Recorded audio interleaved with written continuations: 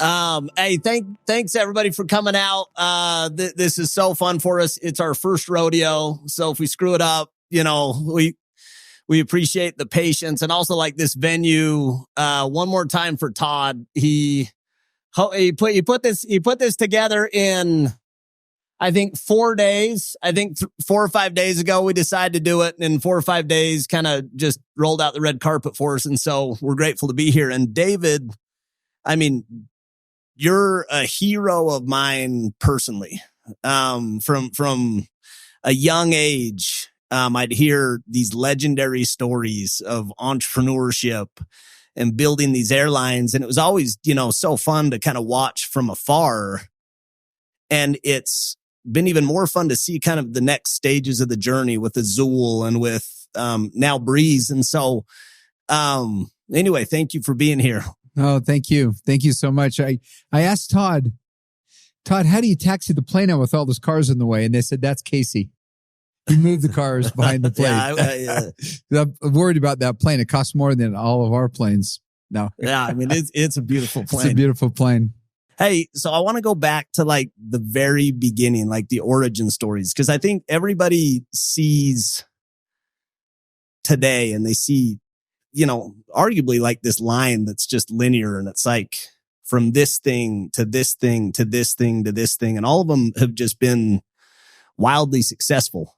But it started pretty humble from the beginning. So go back to like the very beginning. Like who were your mentors, or who were the kind of first people that you learned business from? I was in college and I got stuck in the travel business. I actually had met someone in one of my accounting classes at the University of Utah. I had met somebody up there, and they had some timeshare condos. Her mother knew a Swiss guy. His name was Al Lieber, that owned some condos in Hawaii. And so I just called him up one day and I said, hey, can I come see you? And he was paying a maintenance fee on these things, and it was costing him a bunch of money. I said, can I just rent them from you and then pay you the maintenance fee? And he said, sure. So I ran a little wand ads in the newspaper and say, want a condo in Hawaii for $800. I paid him $300 and I pocketed $500. But you're how old at this time? I'm home from my mission, recently married, a baby on the way. And all of a sudden I start selling 1 to 2 a day. I'm making $1,000 a day selling these condos. And then I just parlayed it into a tour business. And, I think one of the important things that you learn in life is sometimes you have to have failures, and failures teach you things. And so I was doing this. I had $8 million in revenue. I had hired all my buddies. I dropped out of college. And then I had started pairing it with airfare. And I'd have people prepay, and I'd send the money down, and they'd send me tickets. It was right after deregulation, when people could fly wherever they wanted to. And then I got a call from the airline one day that I was using. It was called Hawaii Express. And they said, we're out of business. And I said, what do you mean you're out of business? You have all my money. And that was, obviously tough. I mean, I was 24 years old. So go back and give context, because even for myself, like that's not how we buy plane tickets today. So like, how would you actually buy plane tickets back then? Well, plane tickets, and this actually is part of my story, is they were negotiable documents. They were like an actual check in a sense. If you lost an airplane ticket and you're like, what do I do with my airplane tickets? Or I forgot them, they'd say, you lost your money, fill out this form. And if nobody uses that ticket in the next 6 months, we'll give you a refund. So they were negotiable documents. So, I mean, looking back now, it's like archaic. It's crazy that was crazy. I would send a guy a check for $20,000 and they'd send me these tickets. And then I'd write people's names on them. And if you lost it, you lost it. You lost it. You lost your money. Yeah. And that's at the next, so this airline went broke. And then I got a call from, we just kind of like had to fold because they had all of our money. And I was just a college kid, a college dropout. And then I got a call from June Morris, and she had a travel agency in town. She goes, I've been watching you and I want you to come work for me. And she didn't actually call me. She called my uncle because I wouldn't return her phone call. My uncle was her attorney. And so I went to go see her and she charmed me. And then we started Morris Air. That was kind of the first airline. And during that time at Morris Air, and I ran it for 10 years before I sold it to Southwest Airlines. But I had someone come in my office one day and he said, wow, we got a whole room full of people down there stuffing tickets and mailing them out to people. Why don't we just give them a confirmation number? And the technology didn't exist to do that. You didn't have a database, a relational database to be able to do that. So there's a whole story behind that. And if anyone wants to listen to how I build a podcast, I go into a little bit of detail there. And we created a relational database. My partner did. And this is what year? Like kind of what? This is 1991. So we developed it. So you call us on the phone and we'd say, okay, here's your flight confirmation number. Write it down. And people would say, that's all we need? No tickets required. So we were the first e-ticket airline ever. And so the interesting story about that is that after Southwest bought us and we got Southwest Airlines ticketless. Southwest is in the Smithsonian for that, not us. But my partner who actually did it was a guy named David Evans. And then he came back and we founded this company together to do e-ticket travel and start reservation systems for low-fare carriers. And my non-compete, then I went up and started WestJet in Canada with some guys. And my non-compete was starting to run out. So I sold this company for $25 million. And then to Hewlett Packard, and Hewlett Packard bought it and they didn't know what to do with it. So then they wanted to sell it. And then I tried to buy it back for $7 million and they were embarrassed to sell it to the person. So they wouldn't do it. So they sold it to Accenture. And then David stayed on, Dave Evans, my partner. And then Accenture sold it many years later for $1 billion. Wow. So I was like, oh, well, I should have offered him $8 million and I could have been part of that. So, and I called Dave Evans and said, wow, Dave, did you get part of that money? And he said, no, I got stock options in Accenture. So that was it's an amazing story. And the company's called Navitaire today and it's based in Utah. Same, still here. And there's 65 airlines that use the system. So, but go back to the Morris Air one, because this is such a fun story. I remember hearing it was June. Yeah, June. And her husband, Mitch. And I remember hearing the story where you guys were basically, he would come and he would say, hey, this is our whiskey drinking money or something, he was Mitch was a World War II veteran, just a great man. And it was funny because June Morris was working at a travel agency and they met and he wanted to marry her. And they got married and he had some money. He had started a business developing photographs and was bought by Transamerica Corporation, which was this big conglomerate. But June couldn't get off work on Saturday. So he goes, let's start our own business. I want to set you up and start a business. So they started Morris Travel. So Mitch had sold his film business, his developing business, and he would sit in his office and he took president and took off the P and called it resident. And he was just kind of this old sage that would sit in there and kind of look over things and provided the bonding and all that to do charters. And then when we would make money at the end of the year, we would divide it into thirds. He goes, we're going to keep a third of the money in the company. We're going to pay taxes on a third. And then the rest is whiskey drinking money because he was a old World War II guy that would go home and drink his whiskey. And, he was just an incredible human being. And, June, I was out of the business and June begged me to come see her. And if it wouldn't have been for that, I wouldn't. But how do you go today from I'm a travel agency to an airline? I'm an airline. Like that's not like a natural transition. An evolution from a charter. We started chartering airplanes. But go into that. Like what was like the pain? And my business, the first business I had was called IFS Travel. I had already contacted Hawaiian Airlines and I had a contract from them to run a plane from Hawaii, come to Salt Lake, pick up a bunch of people and fly back at old DC-8s.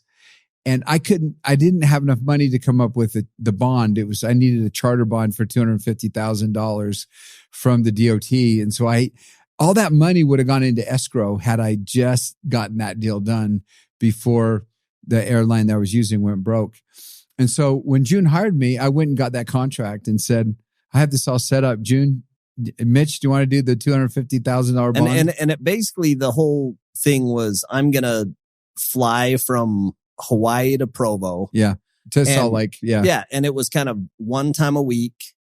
And Friday then night then you would just fill it up. You'd market it and you'd fill it up. And that was the origins of. Yeah. And then Hawaiian Airlines said, we were doing this Hawaii flight and they said, we're going to bring a plane to Salt Lake that we have to send back. Do you want to fly anywhere else? And I said, yeah, I want to fly to Los Angeles. And they said, okay, we'll fly to Los Angeles. How many days a week? I said, 4 days a week. And I'll charge $69. And it was Western Airlines. It was just being bought by Delta. So they literally just had a plane that was just kind of sitting. That was going back in a few months. We're just going to leave it here sitting. Do you want to do something with it? Yeah, do you want to do with it? That was it. So we didn't really have a phone system. If it rang, we had phones that would ring around the room and the first person would take all the phone calls. And we just ran an ad in the newspaper and said, go to LA for $69. And the first couple of days, we didn't get a lot of calls. And then I remember coming in on a Monday morning, opening the door of the travel agency, and our receptionist was paging, I have 34 LA calls on hold. Will someone please help me? So that was kind of the start it was just like the perfect product market fit. Like it was just an irresistible offer. And then it was during Morcera days that I fell in love with Southwest Airlines. I was just absolutely obsessed with Southwest. When Herb Keller, who's the founder of Southwest Airlines, when we sold to Southwest at that time, he came to Salt Lake and I took him up to meet the first presidency. And I had my scriptures and I had my Southwest Airlines annual report. And I said, this is what I read every day, the Southwest Airlines. He was like your mentor. He was. Yeah, he was a great man. Mitch Morris, Herb Kelleher. Yeah.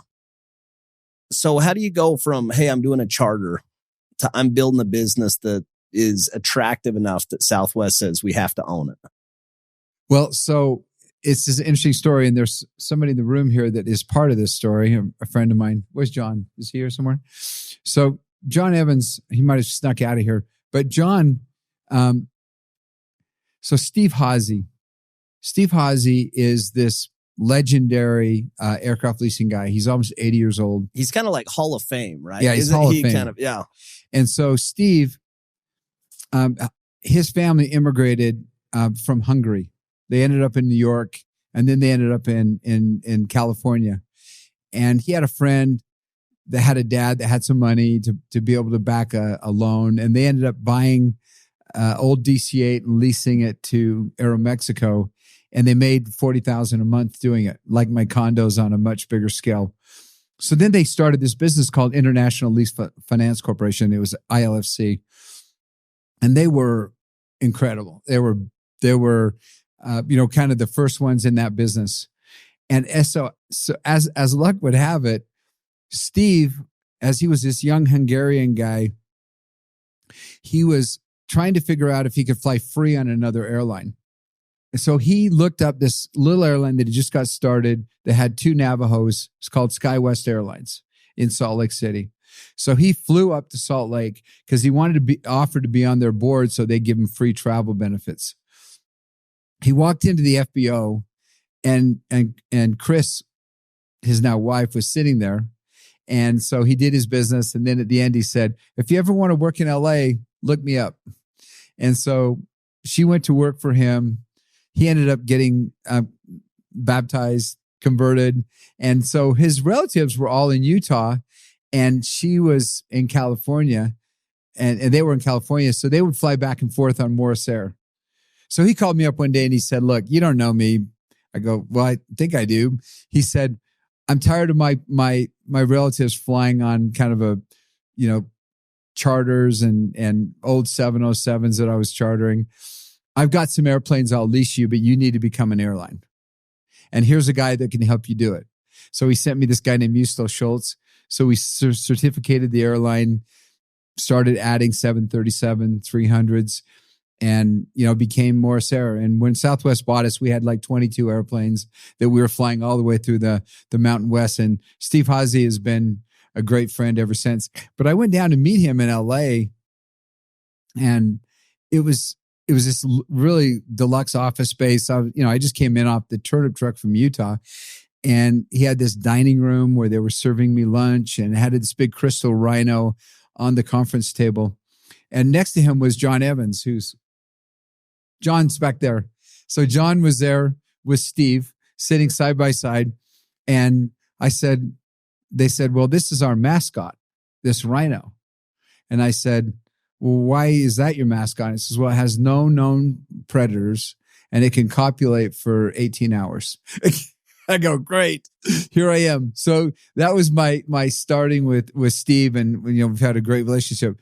John, ended up leaving Steve and starting three different leasing companies. And today he's got a company called Azura, and I'm a board member on there. And we're having the board meeting at my home on Thursday. So John just drove in from Beaver Creek to be there. So many stories. So you build it to a point. It had to have been kind of because you're young 30s.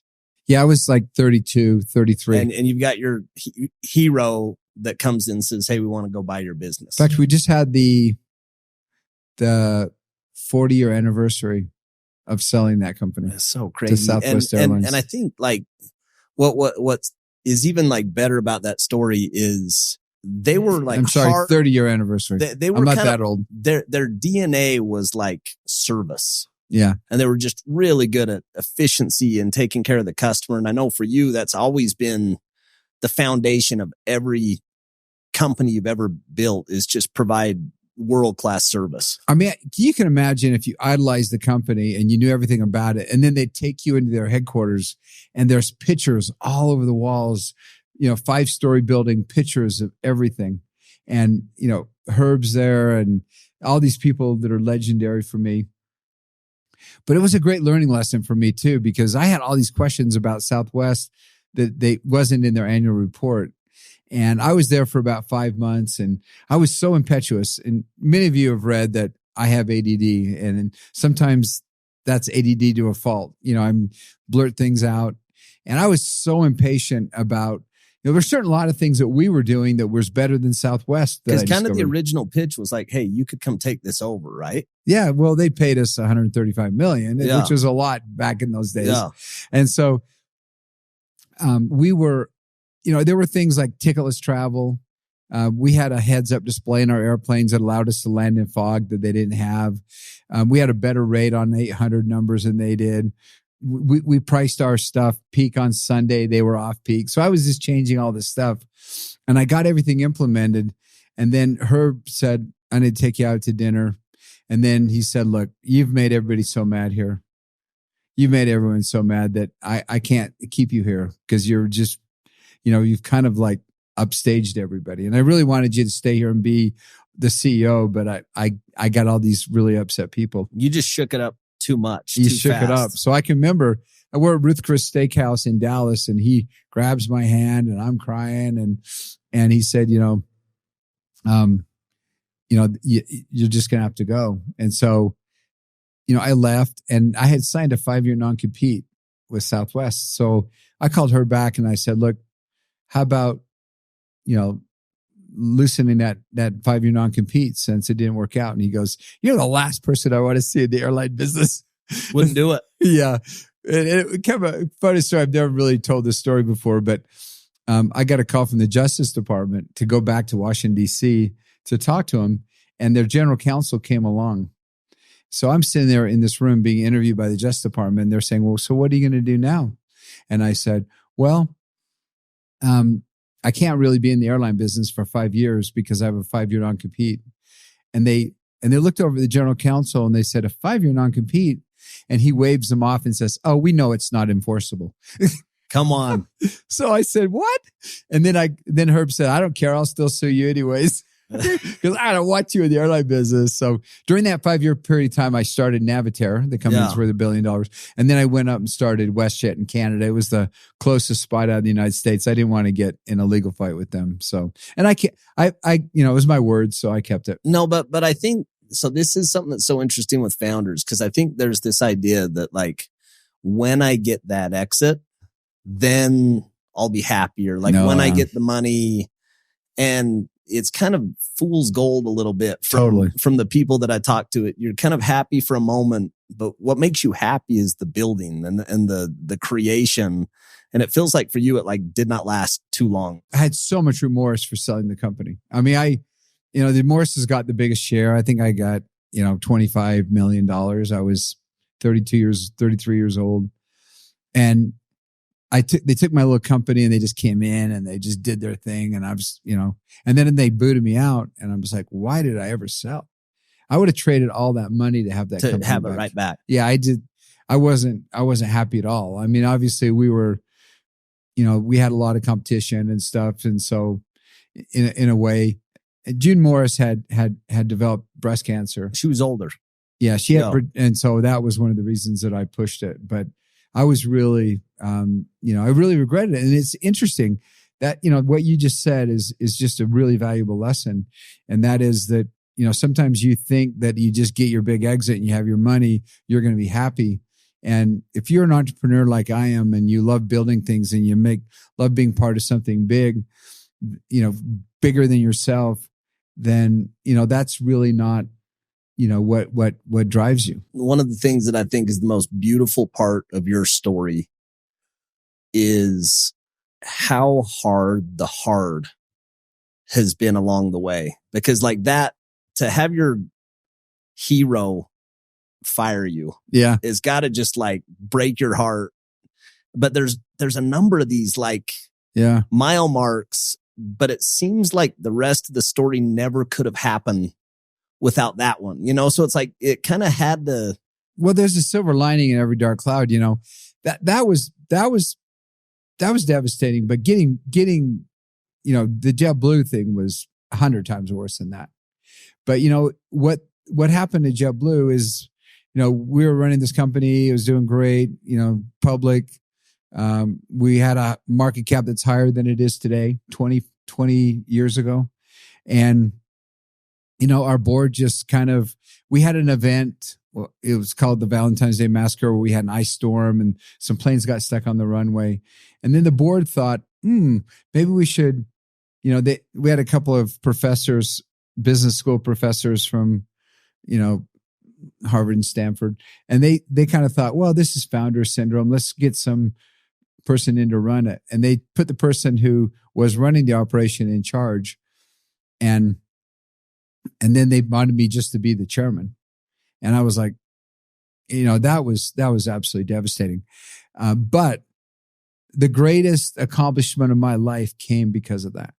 There's nothing that compares, maybe Breeze will. Well, so I want to go back real quick because you're jumping around. I know where you're going. Yeah. But I think there's like some steps in between. So you go to Canada. Yep. And you just build another airline. Because it's across the border. Yeah. Because I could get out of the country. It was the closest spot out of the country. And you also build the ticketing company that end up, revolutionizing the entire industry. Everybody end up using kind of those things that you built. Yes.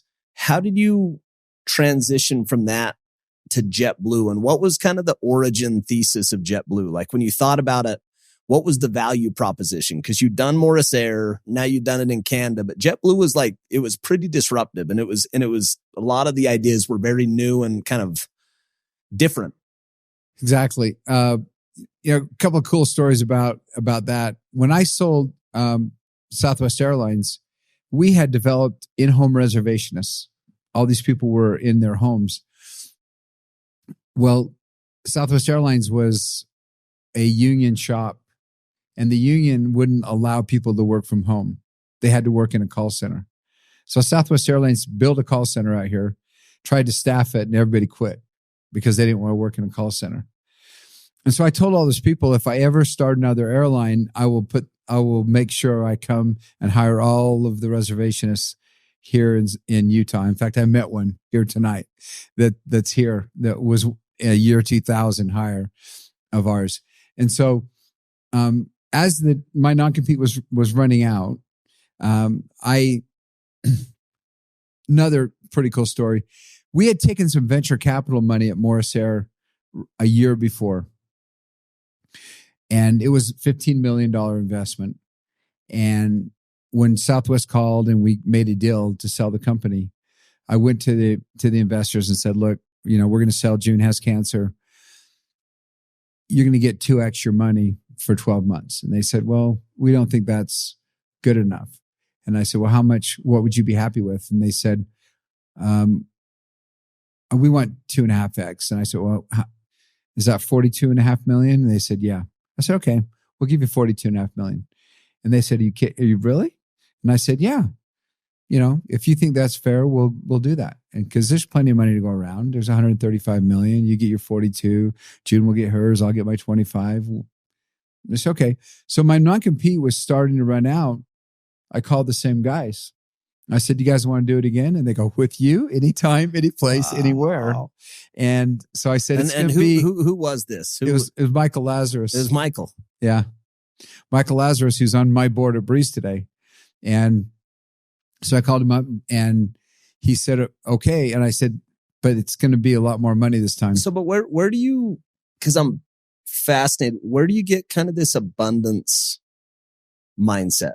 Where do you get this mindset of like, yeah, there's enough pie for everybody? Because I think some people look at that and they get really scarce and they say, contractually it's this, or, they tighten up, and it feels like that served you really well your entire career to not do that, to always give a little more.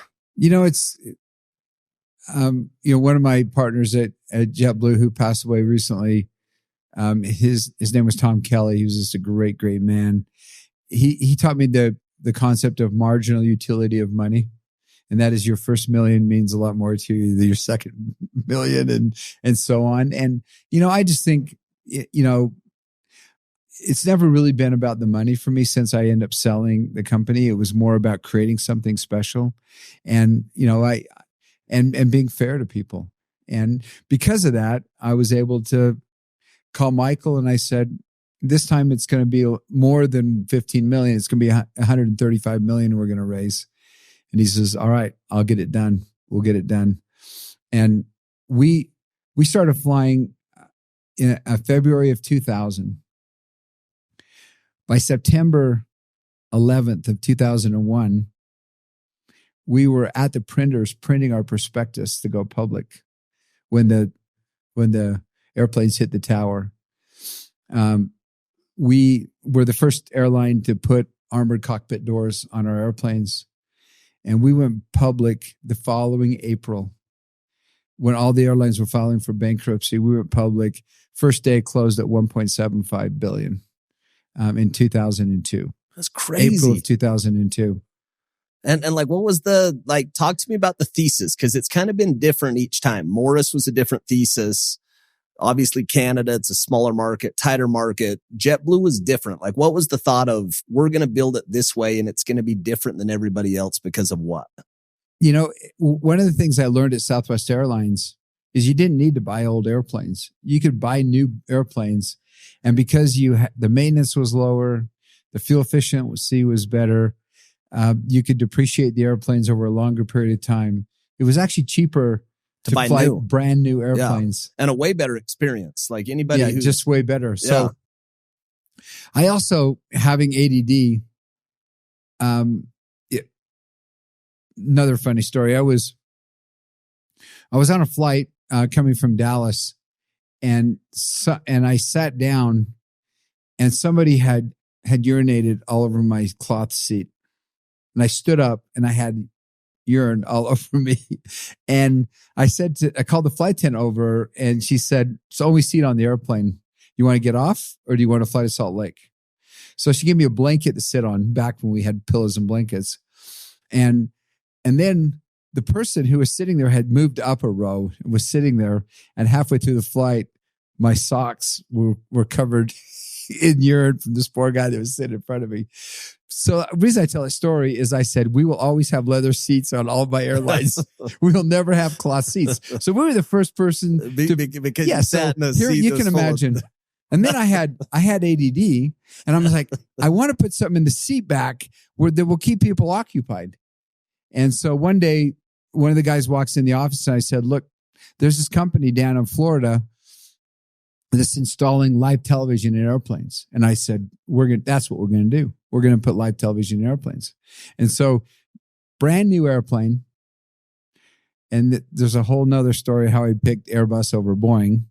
And it's that the story's continuing as you see in the news today. But so he had a brand new airplane, leather seats, live television. And no one else had it. Like no one else had any live stuff. And then we had low fares, and we were flying in and out of New York. JFK was wide open. It wasn't available. Instantly successful, instantly profitable, instantly went to a company that went to 1.75 billion. So it was a tremendous success. So talk to me about the life cycle of a business, because I think there's times and seasons in business that are so fun, and like the early stages in the building get so fun. But you've also got into the good and bad thing about being public is you're public, and you've got an independent board. And I think it zaps some of the fun out of the magic of creation, and how do you navigate that of, I'm going to go build something that's just so beautiful and like there's so much soul to it. And then it kind of feels like there's times where the soul gets sucked out of it. You know what I mean? Then you got this fool's gold. You don't want to sell it. You don't want to leave because you'll be unhappy, so you have to balance all that. Yeah. It's just, I put my heart and soul into JetBlue, and it was a tremendous success. It's so interesting. My wife can be my witness. I can't remember a single flight I've ever been on JetBlue since I left where someone on that airplane, flight crew member, didn't come up and say, please come back. And I left 15 years ago. I left in 2007. It was actually 2008 because I stayed on the board for a year. And, it really was a magical time. And it's really hard but JetBlue today is, there's still a lot of people that love flying JetBlue, even though the Wall Street Journal is rated as way low, the worst airline for the last 3 years. We were going through the ratings like a couple of weeks ago in our investment presentation, and they're like the lowest. It's the opposite of what you built. It's the opposite. Yeah. But people still love it. Yeah. They still love watching TV, and the TVs are bigger now. Yeah. And they have free internet. It's the culture that we created. One of the things that you're kind of famous for, and we're in Todd Peterson's hangar, and I remember when I worked at Vivint, he would go meet with first year reps, and he would just be pouring his heart and soul into this 19-year-old kid from Burley, Idaho to come work for his company and knock doors. And I remember the senior people in the company would always be like, what are you doing? You're wasting your time. Why are you, but it was what made that company magic was that he cared that much. And you had that where you would literally go fly and serve. You would serve people on the plane. And it was just something that you loved delighting the customer, but it also communicated to the organization that this is really important. The CEO cares. Like, where does that come from? Did you have models that kind of showed you how to do that? Or was that just intuitive from like a leadership standpoint of saying, I need to lead from the front? It was intuitive. I would go out and we had a basketball hoop out on the ramp, and that's the hardest job ever. And I would help load bags. I'd spend an afternoon loading bags on airplanes and, playing hoops with the guys. And then I would fly in airplanes. Every time I did, I talked to every customer on every flight.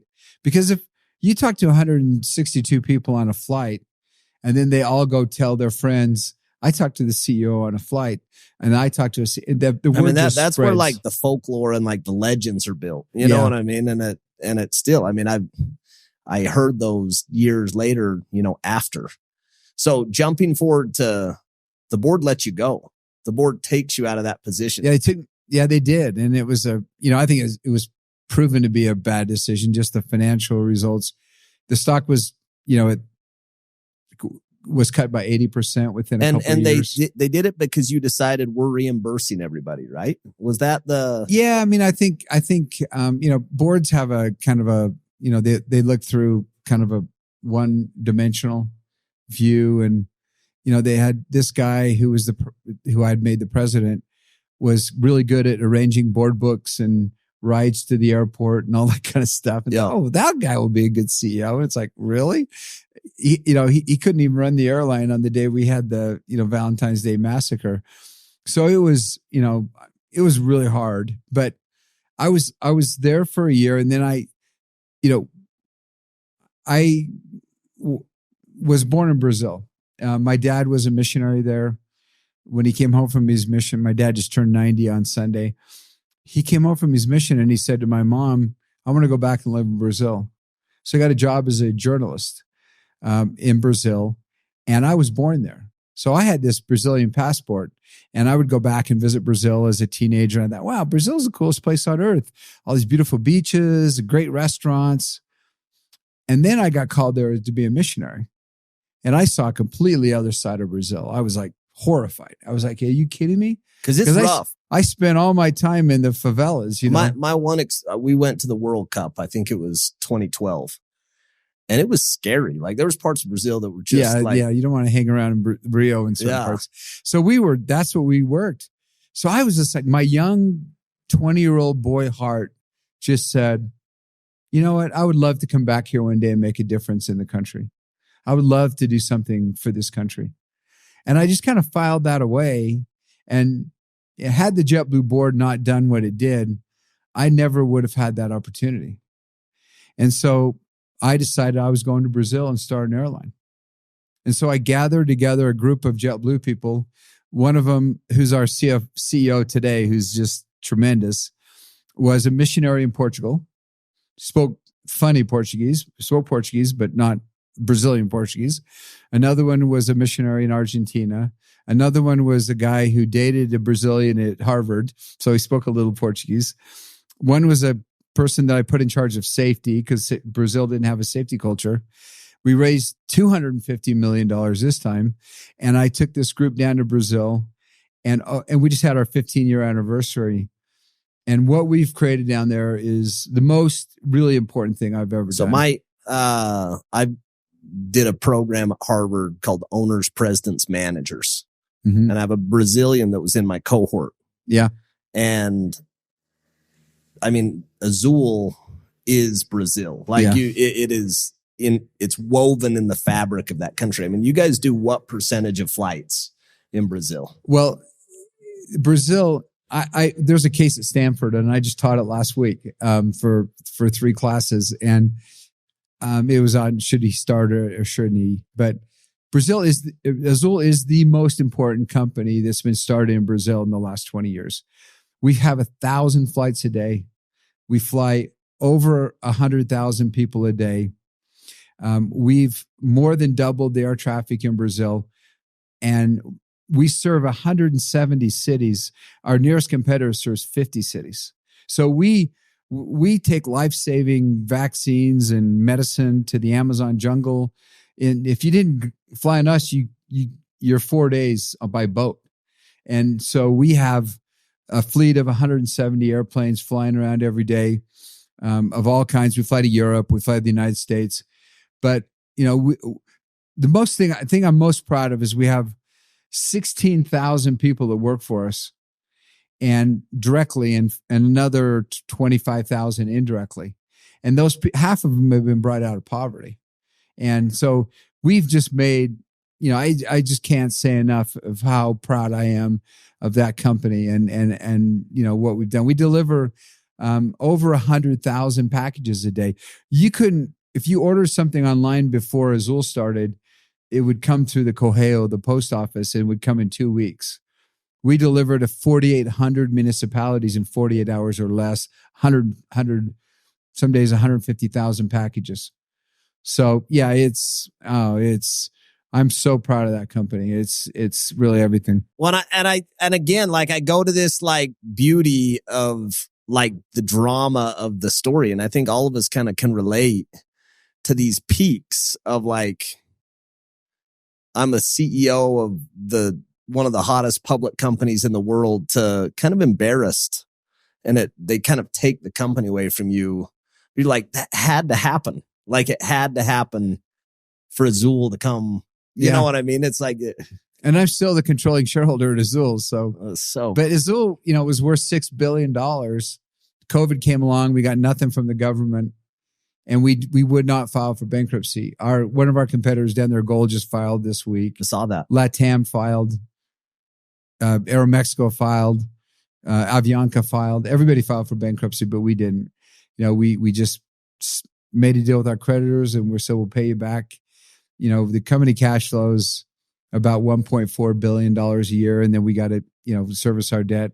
But it's just something we really refuse to do. And I had people come to me and say, "Look, we'll give you back your ownership in the company because your team's running it. Just file for bankruptcy and stick it to everybody else and get rid of the debt." And I said, "No, we're not going to do that." So, it's something that we felt strongly about. But we'll get back there. We're bigger than we've ever been. I mean, we're twice as big as we were going into COVID, but from a market cap point of view, we're only just about $1 billion too. So I want you to a couple places I want to go before we finish up. Talk to me about Breeze and like why Breeze, why Utah. As I was in Brazil, I had a team of people that were former JetBlue people, and kind of looking back, thinking, is there some other opportunity here? I never do an airline just because I want to do it. It's got to be a reason for doing it. And there was a trend that was developing in the United States where airplanes were getting bigger and bigger and bigger. And, airlines were retreating to their hubs. The regional airline market started to go down. There were almost 1 million regional flights in 2010. Today, there'll be just over 500,000. So we lost 500,000 travelers. Last year, there were over 100 million less people that traveled in the United States than traveled, during the peak. And what was happening is if travel just got more harder and more expensive, people just don't travel as much. And so there was just a lot of areas that didn't have nonstop service. So our thesis was, if we could be the only nonstop in a market, people would fly us. And when we would get, a higher average fare, and we would, do better. And that was something I learned at Azul, because 90% of our markets in Azul, we either own them or we're the exclusive carrier flying them. And so that's how we were able to survive COVID where others didn't. So when I started looking at these markets, I thought, wow, this is great. And, I looked at the Airbus A220, and the Airbus A220 is a really interesting airplane. We got a great price on it because it was a time when they were trying to sell the airplane. We ordered 120 of them, which is a lot, and options and firm orders. But this plane had the ability to have a premium section didn't cost you too many seats. It had long range. You can fly 7.5 hours in very comfortable. The windows were bigger. It was really a 2000s technology airplane. Airbus is like a 1970s, and Boeing is like a 1950s at 737. And so it was the latest and greatest, had the newest, most fuel-efficient engines on it. So we could fly long distance. We could put a first-class section in there for people who wanted to upgrade. And it would really be, some free, have internet on board, which will have all the planes. Hopefully by the end of March, we'll have them all with free if you buy our nicest and nice bundles. And it just kind of took off. I mean, we're getting ready. We're in 49 different cities. We're flying 180 flights a day, and 93% of our routes, we have no nonstop competition. This first quarter, we're estimating that our unit revenue will be up 20%. What we get per ticket will be up per seat mile, will be up 20%. And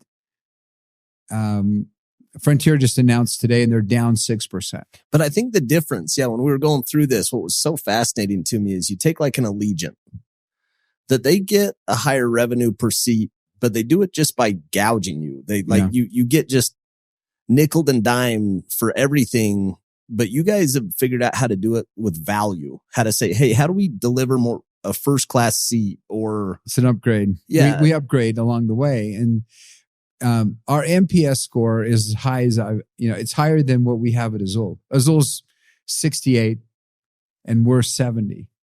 And our ancillary revenue is as high as those other guys are, that we charge extra, but we do it in such a way that people feel good about it instead of feeling ripped off. Yeah, I think it is. It's like I pay for a first class seat another $50 or $70, but to like be forced to pay for a bag, you just don't feel great. No. You still fly it because you need to take that route, but you don't feel good doing it versus like loving it. Oh, my son, anybody follow Ballerina Farm here? Ballerina Farm? Yes. That's my son and daughter-in-law. And so when Hannah won the Mrs. America pageant in Vegas, they had to go to look at a farm up in Portland. They didn't expect her to win. So my son called and booked a ticket on Frontier for all the 7 kids. And they all had little backpacks. When they got to the gate, Frontier charged him $100 for every single backpack. And he called me up so mad. He said, Dad, as long as I live, I promise I will never fly the airline again. I hate those people. I go, okay, good. So, yeah. I mean, Spirit's having all kinds of troubles. We have our surveying and internal surveying and, all the market research we see. 50% of Americans wouldn't fly Spirit if you gave them a free ticket. That's crazy. That's a pretty bad position to be in. That's crazy. Shifting gears a little bit. Because I know this has been something that's kind of been central your entire life. Talk to me a little bit about faith and how your faith has influenced all the decisions you made all the way in your life. I just, I'm just so grateful for my faith. I mean, I'm so grateful that, there's just so much more than, the material stuff in life. I had an interesting experience. My daughter-in-law's father, Ballerina Farm, passed away, and his funeral was on Saturday. And so we went to the funeral. It's over here in Springville, and they did a little short reel of the funeral and posted online. And my son's mother-in-law, whose husband passed away, has just not been shy at all about her faith and talking about it and going through the whole process on Instagram, which, some people say that you should be private on that. You shouldn't talk about it. But the impact that they had on people all over the world is just incredible. And so as they posted this little reel on Instagram, and around midnight on Saturday night, by 8:00 in the morning when I woke up, there were 12 million views on this thing. And because of the time change, a lot of the early comments, there were 8,000 comments. And a lot of the early ones were coming from the Muslim world, from Saudi Arabia, from Turkey, from all of these places where they have followers. And the comment was, why are these people smiling? Why are they not wearing mourning clothes? And I just had such a great feeling that, I love our doctrine. I love our life. I love the plan of salvation. I love everything about it. And, what drives me absolutely around the bend is, people who nitpick and people who listen to these podcasts and kind of lose their faith and then they become atheists. It's like, great. Congratulations. I have 9 children. They're all faithful. I've got 33 grandkids, and it's the biggest blessing of my life. And there's nothing more important to me than that. I know it's so different for so many people, and everybody are on their different journey. But I think something that I've always admired about you is there's an authenticity to it that you haven't ever been shy to kind of lead with your heart and kind of acknowledge that, hey, this is something that's really important to me, and it guides guides my life. It guides my decisions. How could I not be when I've been so blessed? And I've been blessed with, they have this saying that you're only as happy as your most unhappy child. I don't necessarily believe that's the case, but I've got 9 kids that make me happy and 33 grandkids and a great wife. And, it's just like nothing, no success can compensate. No success outside the world can compensate for, fracasso no lar, as if you say in Portuguese, for failure in the home. Yeah. And so, and I know that there's lots of good people that have, tragic situation with their kids, but I'm just so grateful that, I'm, have been blessed the way I have, and that I've, hopefully my kids have, taken the examples of their mother and father and have led to a lot of happiness. Well, David, you're a hero of mine. I've loved doing this. I got one question before we finish up. If you were to go back to David Neeleman when you were 21 years old, what advice would you give yourself kind of in hindsight, with the experiences you've had?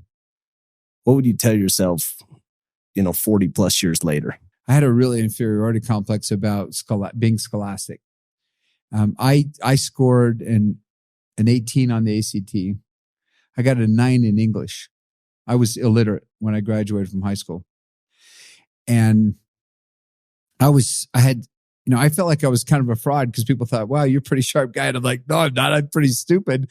My counselor in high school said, how did you get a 9 on the ACT in English? If you would have just put C on every answer, you would have got a 12. I said, you should have told me that before I took the dang test. I just learned that I had something special, and that as long as I learned how to deal with it, I would have gone back and said, you're going to do okay. You're going to be successful. Just focus on the right things. And you are special in the way you think and think outside the box. And I think that would have given me a lot of comfort, because I didn't find out I had ADD until after I'd left Southwest Airlines. My mom sent me a book. It was called Driven to Distraction, written by a guy named Ned Hallowell. And I read those 21 criteria and I just burst out bawling. I couldn't believe it. That was what was wrong with me. And it was like what was also right with me. Todd Peterson, when I asked him that question, his response was, I would have told myself to dream bigger earlier. Yeah. That I just didn't believe enough in myself, or that it was possible. And looking back, I would have went faster. And I guess one more question to the last question is, what would you tell everybody? That there's a lot of college kids in the room, BYU students. What would you tell kind of somebody that's an aspiring entrepreneur as they start that journey? Yeah, not everybody can be an entrepreneur. You have to have passion. If you don't go to bed at night thinking about your idea and wake up thinking about it and think about it the whole time you're in the shower, maybe you're not an entrepreneur, because it's really an obsession to be able to do it. So, don't think that it's easy. Surround yourself with really good people and just make right decisions. Take care of people, take care of those around you, and it will come back to you. Surround yourself with good people, share the wealth with them, make sure they're part of it, and enjoy the journey. No, I love it. Give it up. Thank you, guys.